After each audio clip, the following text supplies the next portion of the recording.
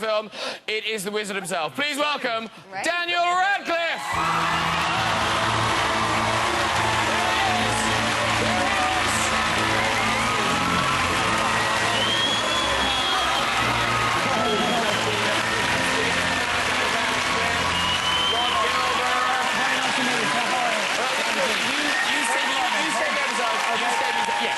There you go. It's all shot down. How are you? I'm good, yes. No, seriously, thank you very much, because we're not lying. You literally have just left the premiere and come here, so thank you. I'm not watching the film for you, but I've seen it before, so it's not a great loss to me. Yes. Yeah, it's fine. I'm really not bothered, but I'd much rather be here. And how was it? It was good. It was mad, like it sort of always is. Lots of people... I sort of forgotten what it was like when I stepped out of the car and you just get hit with that wall of noise and people shouting things at you. And but no, it was good. It was, you know, one of life's more surreal, bizarre moments. And because this is the seventh one now. It's the seventh. So do you recognise people now? Some, yeah. some people. I mean, there was. Stand-in is here. Where are you? Oh, awesome. Thank you very much, sir. I'm a good guy.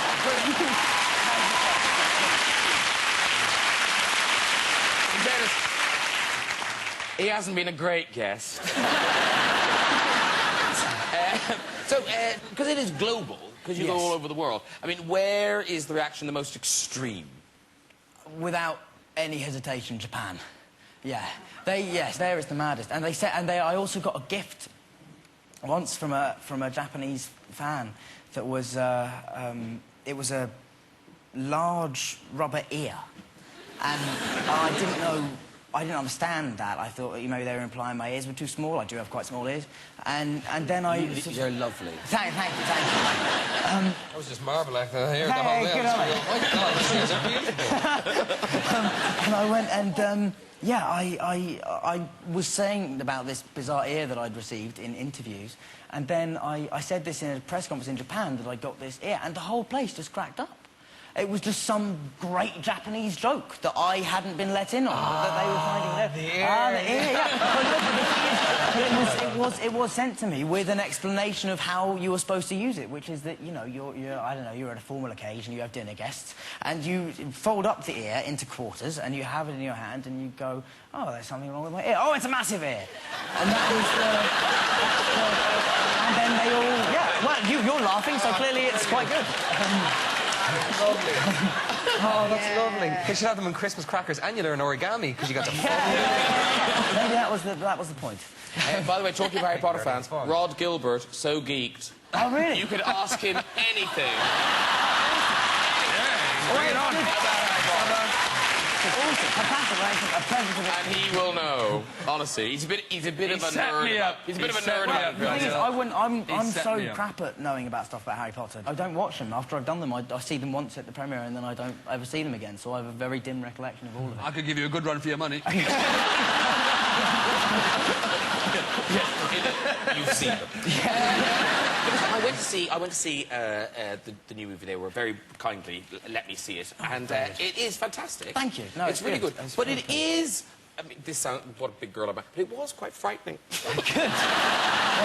Well, no, it is darker and more frightening than the others. I mean, but the advantage of working on Harry Potter is that you've got a fan base that grows up with the films, and so while new people are sort of coming into it all the time, if you want to honour the books properly, you have to make them darker and scarier, rather than, you know... So we haven't shied away from that, and this film is quite frightening, I think. And it is. It's good. I'm glad we scared you. But, you know, but to be honest, I say this every time. Every time a new one comes out, I say, oh, it's darker, it's more scary, and I'm starting to feel that people might think I'm being insincere, but really it is. How much darker can they get? I know, exactly, before we just go into Clockwork Orange territory. Yeah. Listen, we've got a clip. It's one of the lighter moments in the clip. And basically, we've chosen it because there couldn't be more Daniel Radcliffe in it. So it's very near the beginning of the film. Yeah. Here we go.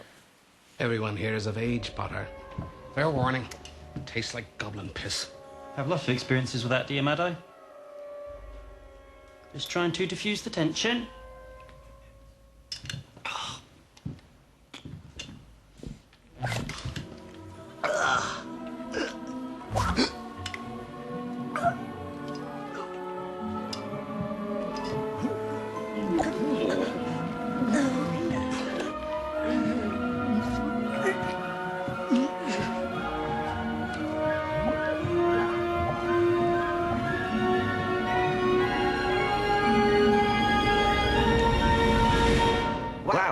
We're identical.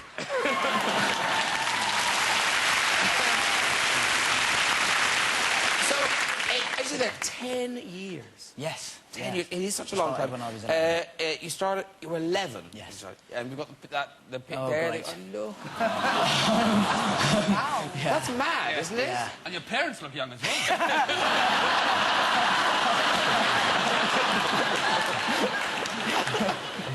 As I say. So you've done all your growing up now.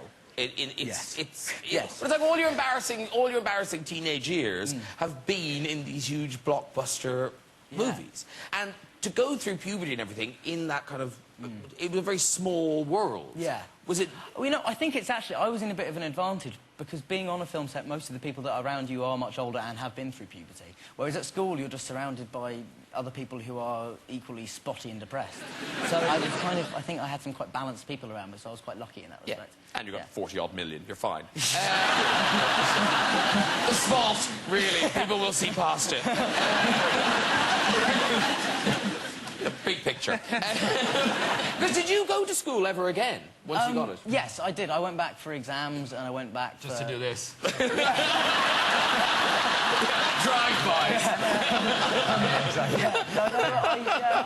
I did go back occasionally, but yeah, it wasn't that much fun, really. And obviously, I mean, that moment when it was finally over, you know, you knew this is it, the last time they've yelled cut and that's it. It must have been really emotional. It was, you know, because it's 10 years of your life and it's, you know, and you've grown up around not just the cast, but actually the crew are the people that, you know, make it amazing and that you get to know so well because you work with them day in, day out for 10 years. And a lot of the crew stayed the same. So, you know, I wept like a child. No, it was a very, very emotional thing. But, you know, 6 hours later I was drunk. on a plane. No. 6 hours later I was on a plane and reading the script for the film that I'm now shooting. So I moved on fairly quickly. And was there another part of you that would just want to... Do you not just want to go mad and just, you know, do call it like get your ears pierced, have tattoos? I think I Like a guess sex tape. It's really smart. really smart way to go. I may try that. Actually, that was a very smart way to go for you, Colin. Yeah, it was. We appreciate that. The fuss they made about your bare chest in Equius, I can only imagine what they would have done if you were... Yeah. But no, it was, yeah, I mean, I definitely do want to get tattoos at some point. Do you? Yeah, definitely. I'd love to. Because I don't know what oh, you've got loads of tattoos. How many have you got now? Who am I looking at now? Oh, Brianna. Well, you probably can't see us without your glasses, but it's me. 14. 14 tattoos.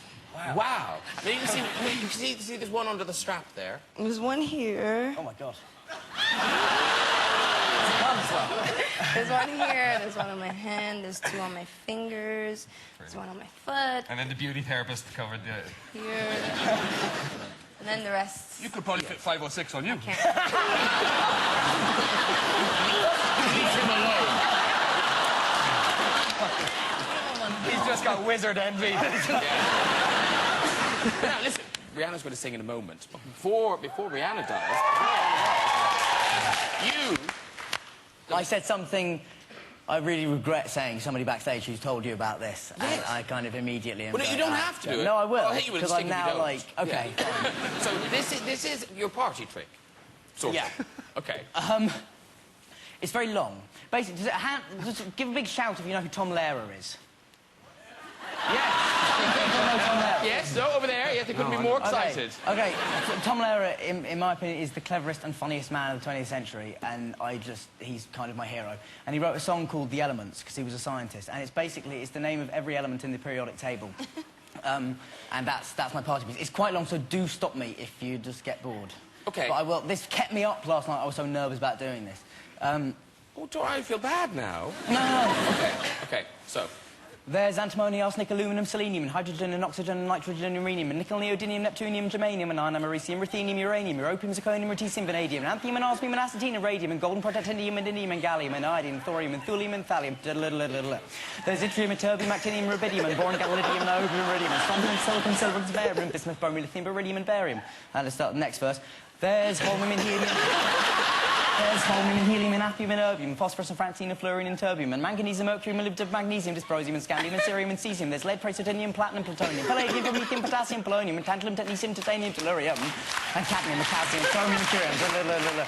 There's sulfur, californium, and fermium, berkelium, and also mendelevium, arsenium, nobelium, and argon, radon, neon, xenon, and argon. Hold on, quiet. Argon, radon, neon, krypton, xenon, zinc, and rhodium, and chlorine, carbon, cobalt, copper, tungsten, tin, and sodium. Now, quiet.